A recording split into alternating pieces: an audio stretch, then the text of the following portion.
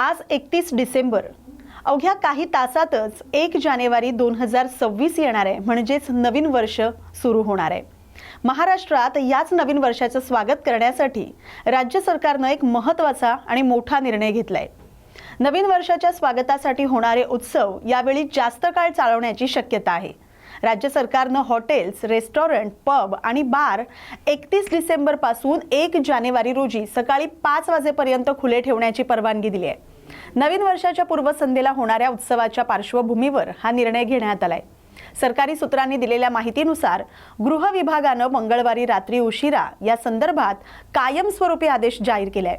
या आदेशामुळे केवळ यावर्षीच नव्हे तर भविष्यातही नाताळच्या पूर्वसंध्येला, नाताळच्या दिवशी आणि नवीन वर्षाच्या पूर्वसंध्येला अशा विशेष प्रसंगी विशिष्ट वेळेसाठी आस्थापनं चालू ठेवता येणार आहेत. हॉटेल आणि रेस्टॉरंट संघटना या विशेष प्रसंगी मुदतवाढ देण्याची मागणी बऱ्याच काळापासून करत होत्या. परवानग्या मिळवण्यात प्रशासकीय विलंबामुळे अनेकदा गोंधळ निर्माण होत असे.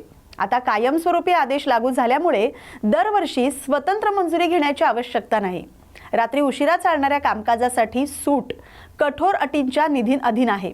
आदेशानुसार आस्थापना मालकांनी आवारात आणि बाहेर खासगी सुरक्षा रक्षक तैनात करावेत.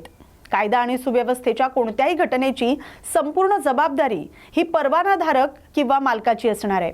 सरकारनं स्पष्ट केलंय की यावेळच्या मर्यादेत ध्वनी प्रदूषण नियमांमध्ये कोणताही शिथिलता देण्यात आलेली नाही. सर्वोच्च न्यायालय आणि मुंबई उच्च न्यायालयाचे मोठ्या आवाजातील संगीत आणि ध्वनी प्रणालीबाबतचे निर्देश हे कायम ठेवण्यात आलेत. ही परवानगी फक्त घरातील ठिकाणांपुरतीच मर्यादित असेल. हा आदेश खुल्या मैदानात किंवा खुल्या हवेत आयोजित कार्यक्रमांना लागू होणार नाही.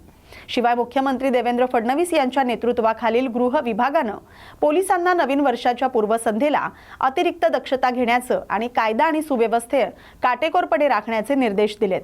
नवीन नियमांसह महाराष्ट्रात नवीन वर्षाचे उत्सव रात्री उशिरापर्यंत सुरक्षित आणि नियंत्रित वातावरणात सुरू राहणार आहेत.